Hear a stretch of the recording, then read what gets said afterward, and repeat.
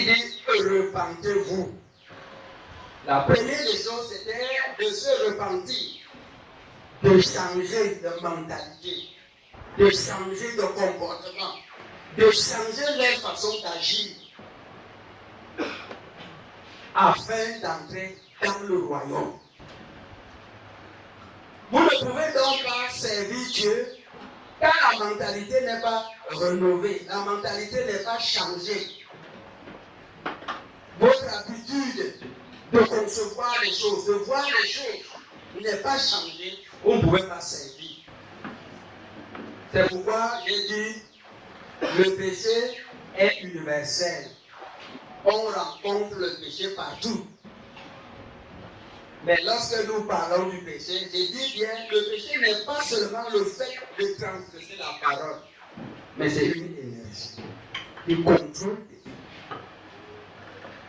L'apôtre Paul pouvait dire, avant de venir en Jésus, il disait, je prends plaisir à la parole de Dieu selon l'homme intérieur, mais je vois dans mes membres une autre force, une autre énergie qui lutte contre la loi de mon entendement. Et dit donc, si le bien Dieu reconnaît, il n'arrive pas à le faire. Et si le mal qu'il reconnaît ne pas faire, c'est ce qu'il fait, s'il y a quelque chose qui ne va pas, il y a quelque chose qui ne va pas. Et qu'est-ce qui ne va donc pas? Il découvre donc que le mal est enraciné en lui.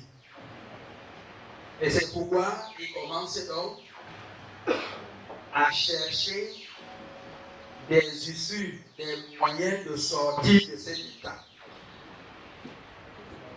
C'est ça, frère. Qui me délivrera de ce corps du péché? C'est là donc, frère. Christ est venu nous délivrer du péché. Christ est venu nous délivrer de la chair. Christ est venu nous délivrer des malédictions. Des malédictions. Christ est venu nous délivrer des maladies. Christ est venu nous délivrer de la mort. Christ est venu nous délivrer des influences démoniaques. C'est cet ensemble de toutes ces choses qui sont nos ennemis. Si nous ne sommes pas délivrés de tous ces ennemis, nous ne pouvons pas servir le Seigneur. Oui, un puissant sauveur qui nous délivre de la main de nos ennemis. Vous ne pouvez pas venir à Jésus et continuer d'agir comme vous agissiez autrefois avant de venir à lui. Vous ne pouvez pas venir à Jésus et continuer avec la même mentalité que vous avez dans le monde, je ne sais pas, ou vous avez dans les systèmes, dans les milieux où nous étions, vous ne pouvez plus continuer avec cela. Pourquoi? Parce que celui qui vient à Jésus, il est une nouvelle personne. Les choses anciennes, les choses passées ont foutu dans le camp. Et toutes choses sont devenues nouvelles. Bien aimé, j'ai dit ici que le péché est universel. Mais cependant, il y a des péchés qui nous ont caractérisés. Je vais prendre un exemple pour illustrer ce que je veux dire. Le prophète Ésaïe était au service de Dieu déjà pendant 6 ans. Il servait le Seigneur, même si ce n'était pas de la bonne manière, mais c'était en son nom qu'il le faisait. Un jour, il va donc voir, il va recevoir donc une lumière. Il va recevoir donc, il va voir quelque chose. Et c'est cette lumière-là qui va le révolutionner. C'est cette lumière qui va le transformer. Et c'est cette lumière qui va l'amener à servir selon le principe de Dieu. il voit Dieu assis sur son trône. Le pan de sa robe remplissait tout le temple. Et des anges qui criaient tout autour de lui, Saint, Saint, Saint est l'Éternel. Bien qu'il voit le Seigneur, c'est lui-même qui prononce le jugement. Il dit, malheur à moi, car je suis perdu. Malheur à moi, parce que j'ai des lèvres impures. Et j'habite au milieu d'un peuple dont les lèvres sont impures. Quand on parle de lèvres impures ici,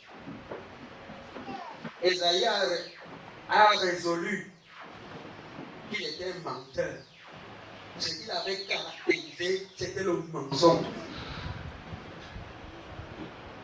Ce n'est pas quelqu'un qui lui a dit que tu mens. Tu es menteur. Tu es tricheur.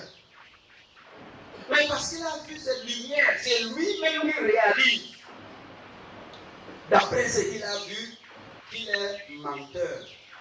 Et qu'il habite aussi au milieu d'un peuple menteur. Et quand nous parlons ici du mensonge, ce n'est pas ce genre. Par exemple, je peux déposer ici un document ou bien un objet, et puis quelqu'un prend. Peut-être le frère lui prend. Et quand je reviens, je lui dis, frère, mais tu n'as pas vu mon portable? Non, je ne connais pas. Non, ce n'est pas ce genre de mensonge. Le mensonge dont il est question, je vais vous dire encore une autre chose.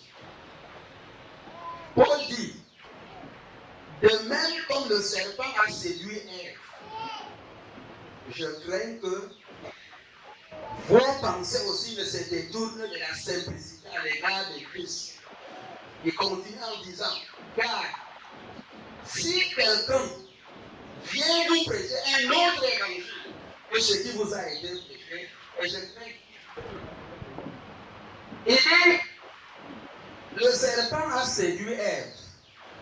La séduction, c'est l'art de mentir, c'est l'art de tromper. Et il dit, comme le serpent a menti à Ève, je crains aussi que vos pensées ne se détournent à l'égard de la simplicité de Christ.